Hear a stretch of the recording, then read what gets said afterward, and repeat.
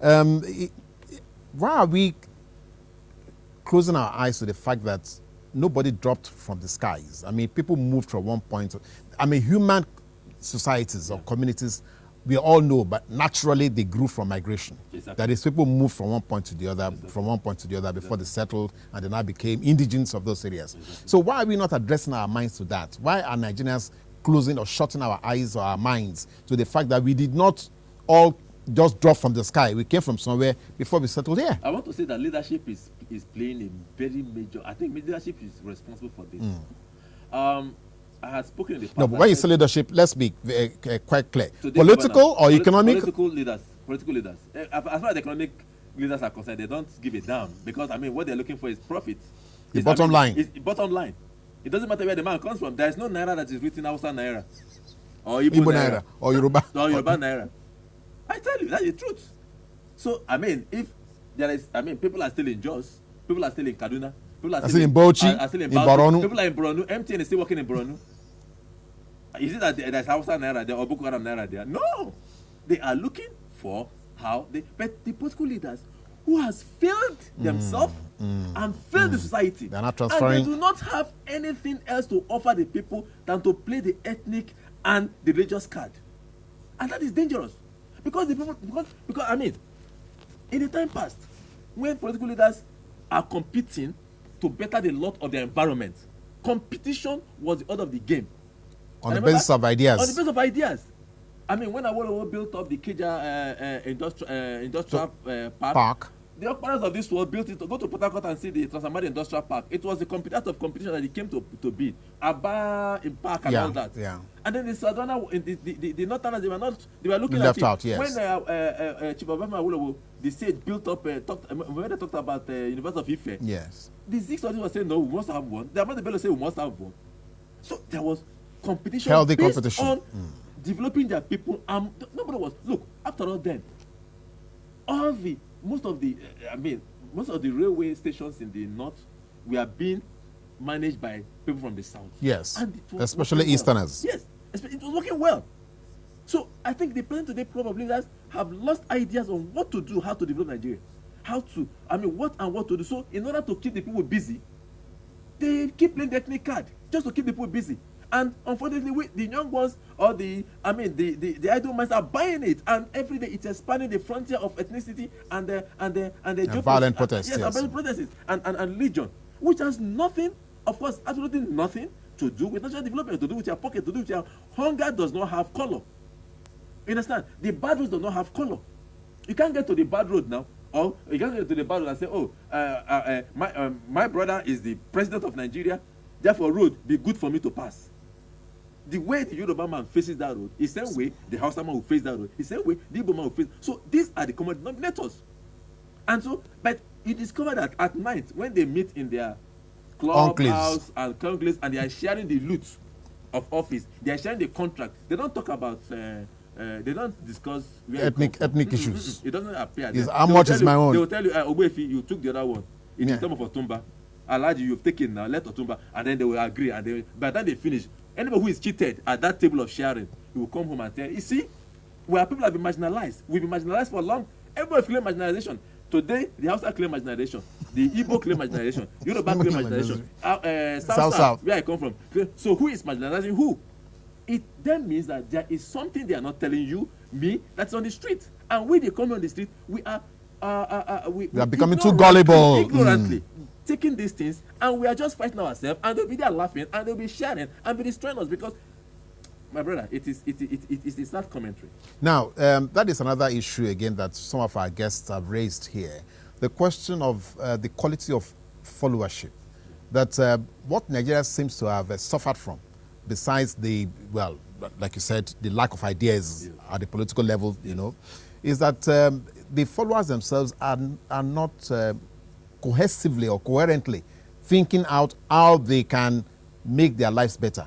They are rather just following and are not asking questions. They are not making demands, and therefore the leaders can do whatever they like. You see, two things have really taken place. I mean, in the last, let's say, the last 20, 30 years in this country, two things have already taken place. One, they have the leadership or the opinion leaders or those in corridor of power have succeeded in using hunger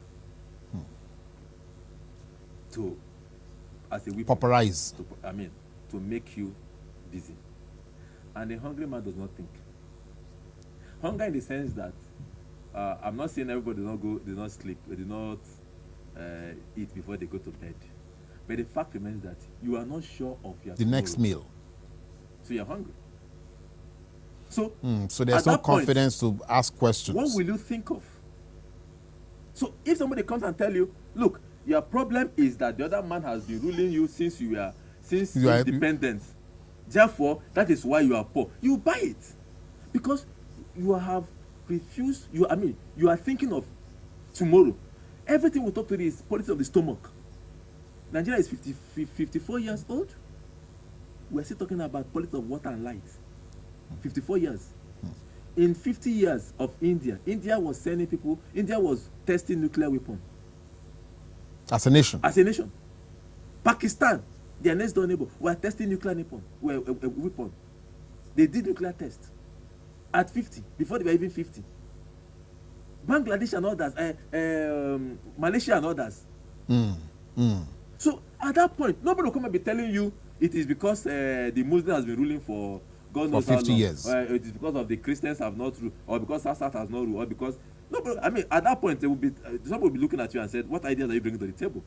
Because already you have something to fall back on. Yes, there are poor. Yes, there's nowhere that you have everybody rich.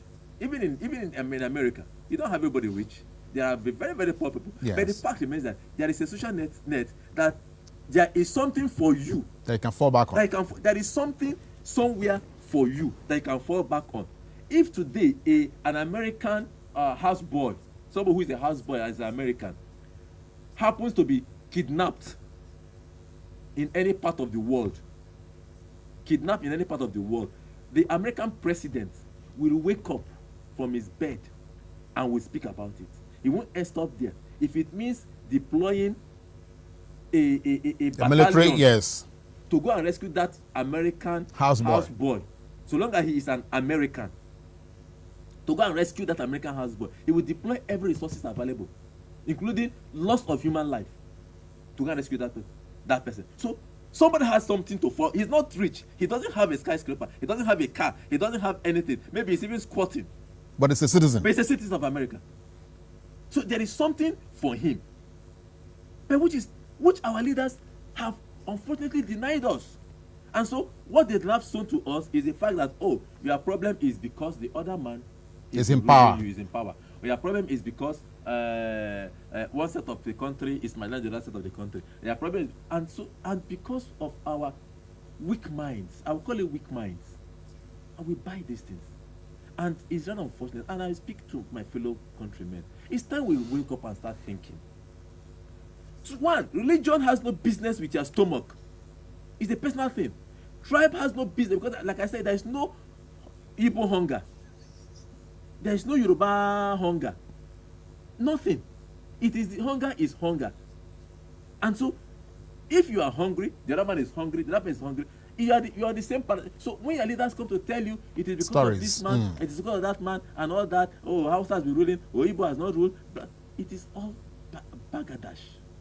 Now, but the begging the question or begging the issue will be, who now tells, or who now educates, or who now informs, or who now reorientates these same Nigerians that we are trying to appeal to? Because there's a mindset now. They already locked down to this question of, okay, my stomach first, then Nigeria next. So who disabuse, who helps them to change that mindset? I want to appreciate the president for I have never wanted this. I have never been a fan of this national dialogue. Yes, because for me, I believe that going there is trying to go there and more expand these ethnic issues, and that's what they are. But it's a vista, it's a window that has been opened for good conscience to come to play. Yeah, for good conscience to come to play. It's a wonderful. It will be a wonderful avenue.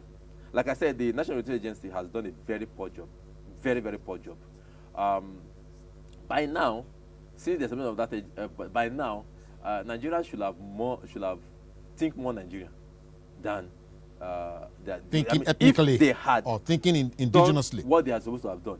If they have, the National Education Agency should have been like Ministry of close to Information. 30 years. Yes, about now. 30 years About old. Yes. 20, 30 years now. Yes. Now, if they had started with the schools,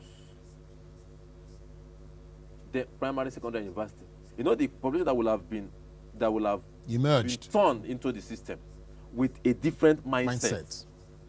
You understand? As to thinking Nigeria first than thinking of your ethnic where you come from.